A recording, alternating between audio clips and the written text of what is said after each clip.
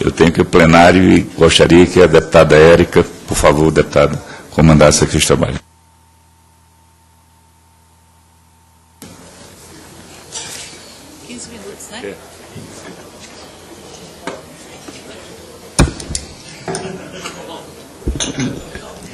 Passar então a palavra ao Padre Beto, para que possa fazer a sua exposição num prazo de 15 minutos. Obrigado.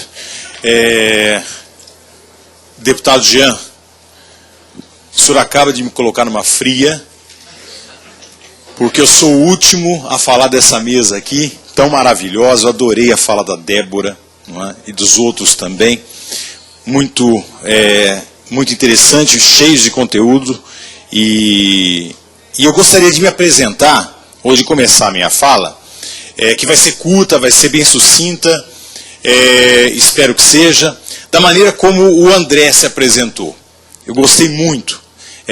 Eu sou teólogo, eu sou doutor em ética, eu sou católico, sou cristão católico, sou hétero, mas fui expulso, excomungado da minha igreja, da Igreja Católica Apostólica Romana, por defender os direitos das lésbicas, dos bissexuais, dos homossexuais, dos gays, dos transexuais. E de dizer que todas essas pessoas são amadas por Deus, são filhos e filhas de Deus, e são pessoas que merecem ser felizes dentro da sua sexualidade humana.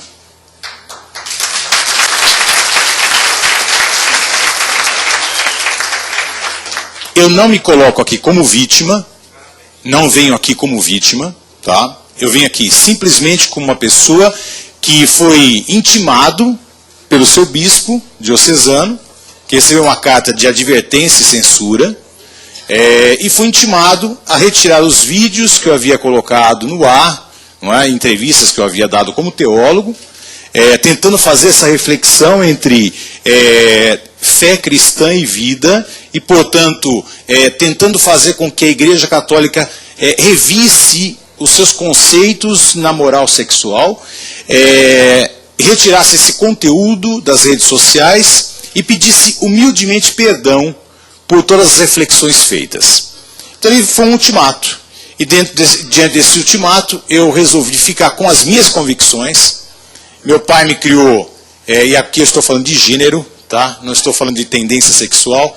Meu pai me criou a ser homem, e era um homem de palavra, e meu pai sempre disse: olha, pense muito bem naquilo que você faz, mas quando decidir, decida e vá em frente. E eu me lembro muito bem que quando, na semana que o bispo me colocou esse ultimato, minha mãe estava hospitalizada, uma mulherzinha de 78 anos, também me criou dessa forma, e eu fui ao hospital e fui conversar com ela, e ela disse assim: não se esqueça como você foi criado, não abaixe a cabeça. E aí eu resolvi então me desligar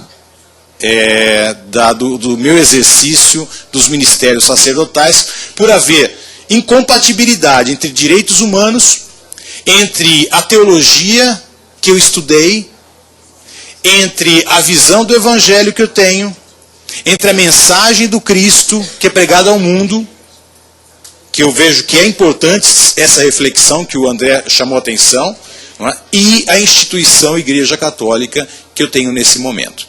Não é?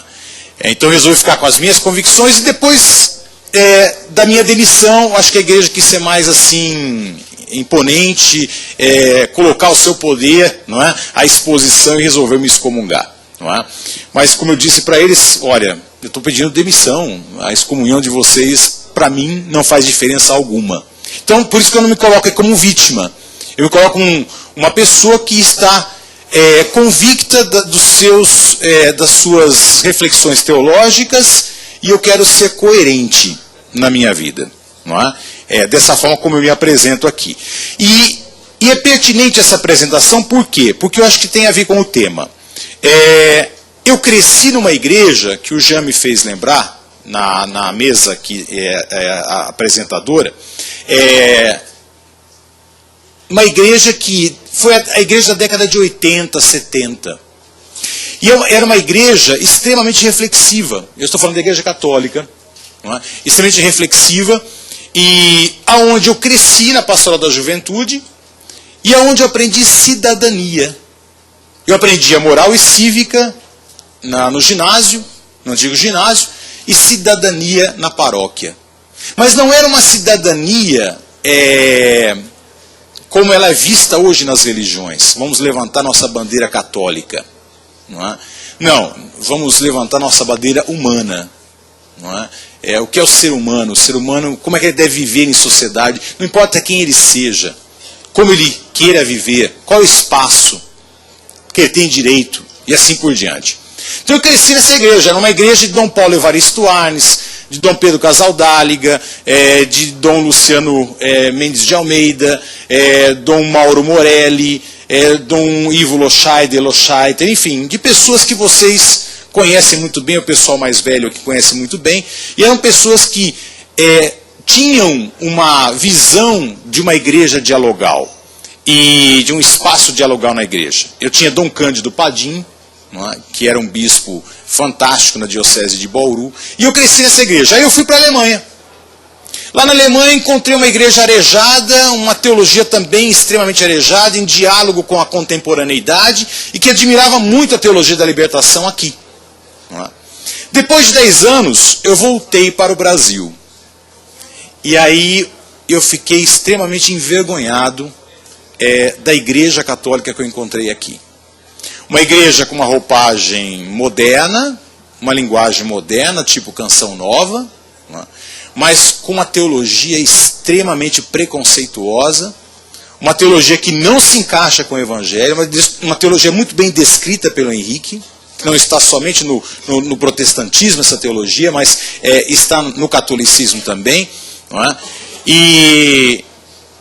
E aí eu comecei então a sofrer um embate, não é? A construir um embate entre alguns padres que não tinham coragem de expor as suas ideias, e essa ala extremamente conservadora. E da igreja que cresceu bastante. E aqui vem uma preocupação para esse debate. O que eu tenho percebido é que as igrejas, as religiões, estão construindo mentes não reflexivas, mentes dogmatizadas. E como disse o André muito bem, um dogma, não é porque é dogma que ele não pode ser discutido, que não pode ser refletido. As religiões mudam sim, e elas podem mudar. O catecismo da Igreja Católica, tão defendido pelos canais de televisão católicos aí, é um catecismo que já mudou muito. E vai mudar mais ainda. Não é? Então, hoje a minha grande preocupação são as gerações novas, são jovens que na sua maioria vão se encontrar aí com o Papa na Jornada Mundial da Juventude, e são jovens acríticos, não reflexivos e com mentes dogmáticas. E a nossa sociedade não tem futuro se nós não construirmos indivíduos éticos. E o que é um indivíduo ético? Eu gostaria de definir o seguinte: indivíduo ético, ele não é um indivíduo moral. Nós não podemos confundir moral com ética. O que é ética? Eu sou ético a partir do momento que eu sou transparente nas minhas relações. Quanto mais transparência eu tenho nas minhas relações, quanto mais veracidade eu tenho nas minhas relações, eu estou sendo ético. Mas não basta isso. Eu preciso ser coerente com os meus valores. Então eu tenho que ser transparente e coerente com os meus valores. Aqui é um indivíduo ético. Por isso que a ética também se transforma, ela muda. Por quê? O que é um valor? Um valor é simplesmente aquilo sobre o qual eu deposito uma importância. Ponto final. Se a sociedade deposita tanta importância assim sobre a genitália, esse valor tem que ser revisto. Se a sociedade deposita tanto valor assim, né, nas relações íntimas das pessoas humanas, e criando regras castradoras, então isso precisa ser discutido. Isso é uma ética. Isso não quer dizer que a sociedade está sendo ética, porque ela acaba gerando mil hipocrisias aí. Não pensem vocês que somente o grupo de vocês é que sofrem. nas igrejas, os héteros também vivem uma grande hipocrisia, porque a Igreja Católica acaba determinando que anticoncepcionais é pecado, e a maioria utiliza de anticoncepcionais, a maioria se utiliza de laqueadura, a maioria se utiliza de vasectomia. Isso pode ter certeza, do pessoal que atua dentro da igreja e que está dentro das igrejas católicas. Então, uma sociedade ética é uma sociedade transparente com valores claros. Aquilo que eu realmente quero dar importância. Aquilo que eu quero realmente conservar. Para isso, é preciso ser pensado, discutido, analisado, dialogado. Então, um valor fundamental que eu vejo aqui, que foi defendido por todos, e é um valor que nós devemos defender, é a laicidade do Estado. Isso sem dúvida nenhuma. Isso é um valor republicano. É um valor que tem que ser defendido e discutido cada vez mais. Mas nada disso aqui vai adiantar e se nós não conseguimos construir uma sociedade dialogal. A sociedade que dialoga, que discute e que faz com que mentes saiam do dogmatismo e comecem a funcionar, é uma sociedade que não adianta ter leis. Ela não vai praticá-las, não vai obedecê-las e não vai segui-las, porque ela não enxerga o valor dessas leis. E ela não vai discuti-las também. Então, eu acredito que o nosso caminho, seja dentro das religiões ou fora das religiões, é construir espaços onde o debate aconteça, não é? Onde atitudes através desses debates aconteçam também, e a gente possa construir uma sociedade onde a ética possa ser vivida por todos e respeitada nas suas individualidades, a ética de cada um. Então eu acredito que nosso caminho é este, né? É o caminho de desenvolvermos cada vez mais a desvinculação de moral e ética, a construção livre dessa ética, que é a transparência e escolha de valores, e aí eu respeito muito, e aqui a importância da laicidade do Estado, esse Estado garantindo com que nós todos, como indivíduos, possamos viver a nossa ética sem desrespeitar a ética do outro também. Esse é o nosso grande desafio, e eu acho que o Cristo viveu isso. Quando o Cristo encontra-se com o centurião romano, é um homem de uma outra religião, e ele diz assim: eu não vi fé tão grande até agora como deste homem aqui. Ele age dessa forma quando numa sociedade há 2000 anos atrás, judaica, a mulher era segunda raça. Ele senta-se com a samaritana na maior naturalidade, ela é uma herege para os judeus, e ele vai conversar sobre teologia com essa mulher. E teologia não era tema de mulher.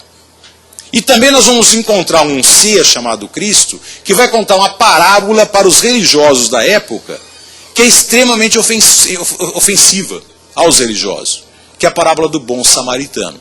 Porque ele coloca um herege como o herói dessa história, aquele que realmente vive o amor. Então é o Cristo que me mostra uma ética com valores que são valores que devem ser pensados e repensados sobre todos nós, não é? E muitas vezes o que eu vejo, as religiões encobrindo esse Jesus Cristo, não é? E ofuscando a luz desse Cristo que deveria iluminar todos os nossos caminhos também. Gente, muito obrigado.